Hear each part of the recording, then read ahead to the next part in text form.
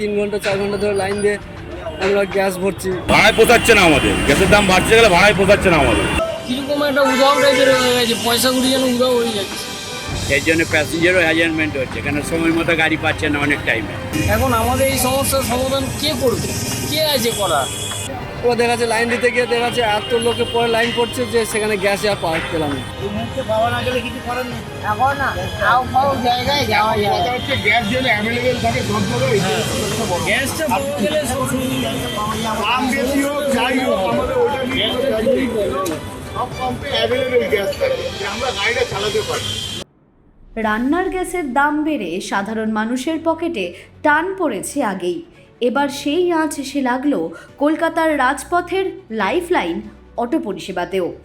এক ধাক্কায় প্রতি লিটার অটো এলপিজির দাম বাড়ল 5 টাকা। আর এই মূল্য বৃদ্ধিতেই কপালে চিন্তার ভাঁজ তিলোত্তমার কয়েক হাজার অটো চালকের। চালকদের দাবি, প্রতিদিনের আয় থেকে এখন তেলের খরচ মেটাতেই সিংহভাগ টাকা চলে যাচ্ছে। সারাদিন হাড় ভাঙা খাটুনির পর হাতে যা থাকছে তাতে সংসার চালানো দায় হয়ে পড়ছে। জ্বালানির দাম বাড়লে সাধারণত তার প্রভাব পড়ে সাধারণ যাত্রীদের পকেটেও, কিন্তু সরকার নির্ধারিত ভাড়ার বাইরে বেশি টাকা নিতে পারছেন না চালকরা। বর্তমান পরিস্থিতিতে অটো চালকদের ঠিক কী কী সমস্যার সম্মুখীন হতে হচ্ছে শোনাবো সরাসরি। এই যে যুদ্ধের পরিস্থিতির জন্য বিভিন্ন গ্যাসের দাম বাড়ছে, অটোর এলপিজি সিএনজির দাম বাড়ছে, তো আপনাদের কি অসুবিধা হচ্ছে? অসুবিধা গাড়ি চালাতেই তো অসুবিধা হচ্ছে। গাড়ি চালাতে অসুবিধা এই কারণে যে আমরা 3 ঘন্টা 4 ঘন্টা ধরে লাইন দিয়ে আমরা গ্যাস ভরছি। তারপরে আমাদের যে টাইমটা ভাড়া খাটার টাইম, সেই টাইমটা আমাদের এমনি চলে যাচ্ছে টাইমটা। তারপরে আর একটা জিনিস যে গ্যাসের দাম বাড়িয়ে দিয়েছে, সমস্যা অনেক দিকে সমস্যা আছে। মানে এই যে রেস্ট্রিকশন হয়েছে যে একটা পর্যন্ত আপনারা কিনতে পারবেন, তাতে কি মনে হচ্ছে আপনাদের আরও বেশি আরও সমস্যা বাড়বে? কারণ সব জায়গায় তো এমনি যদি হয়ে যায় তাহলে লাইন বাইলে অনেক লাইন পড়বে। এবার দেখা যাচ্ছে লাইন দিতে গিয়ে দেখা যাচ্ছে এত লোকে পরে লাইন পড়ছে যে সেখানে গ্যাসে আর পাওয়া পেলাম না। সেদিনকে আমাদের আবার অফ হয়ে গেল, সেদিনকে আবার গ্যাস পেলাম না। এর সমস্যা, অনেক সমস্যায় পড়ে যাবো আমরা, এবং সংসার চালাতে আমাদের খুবই অসুবিধা। সমস্যা হচ্ছে ভাড়া বেশি বাড়ছে না, বুঝতে পারলেন? ভাড়ায় পোষাচ্ছে না আমাদের, গ্যাসের দাম বাড়ছে গেলে ভাড়ায় পোষাচ্ছে না আমাদের। আপনারা কি যেরকম কি ভাবতেন সেরকম কি না, ঠিক হচ্ছে না, ঠিক হচ্ছে না। আমরা গ্যাসও মোটামুটি ঠিক টাইম মতো পাচ্ছি না। 3 ঘন্টা 4 ঘন্টা লাইন টেল হচ্ছে, 3 ঘন্টা কি দাঁড়িয়ে থাকতে হচ্ছে। 4 ঘন্টা 5 ঘন্টা লাইন, 2 ঘন্টা কি? ওই তো সেইটাই। এরকম পরিস্থিতি চলতে থাকলে আপনাদের আলটিমেট কি করতে হবে বলুন? গাড়ি বন্ধ করে চাষবাস করতে হবে, এরকম ব্যাপার। নাহলে গাড়ি বন্ধ করে দিতে হবে, কিছু করার নেই। মেন সমস্যা আমাদের লাইনে দাঁড়াতে হচ্ছে। এতক্ষণ লাইনে দাঁড়াতে হচ্ছে যে আমরা গ্যাস ভরবো না ভাড়া কাটবো, আর ভাড়াও যদি খাটি ক টাকা ভাড়া কাটবো, আমাদের মালিককে দেবো না আমরা নেব, না কি করবো? আমরা টেনশানে আছি। বুঝতে পারছেন তো আমার অবস্থা কিরকম, টেনশানে বসে আছি।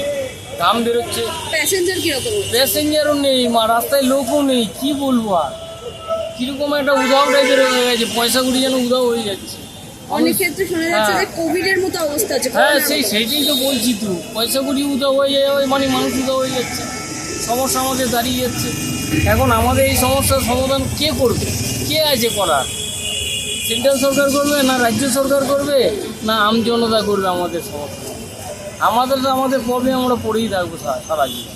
যতটা আমরা গরিব মানুষ, আমাদের পাশে থাকার কেউ নেই, কোনো নেতা নিজেরা আমাদের পাশে থাকে না।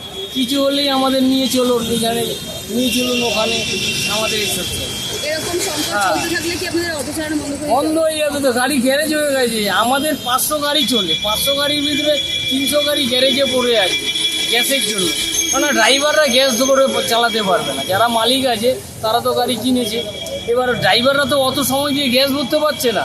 3 ঘন্টা 4 ঘন্টা গ্যাসে লাইন দিয়ে গ্যাস ভরবে, কী করে? সে মাইনা করবে না গ্যাস ভরবে, না তার বাল বাচ্চাকে চালাবে? গ্যাসের সব থেকে প্রথম সমস্যা হচ্ছে আমরা ঘন্টা 2-3 লাইন দিতে হচ্ছে পাম্পে। সব পাম্পেই গ্যাস নেই, ম্যাক্সিমাম। যে কোনো পাম্পে গেলে 2 ঘন্টা 3 ঘন্টা লাইন দিয়ে তারপরে গ্যাস পাওয়া যাচ্ছে।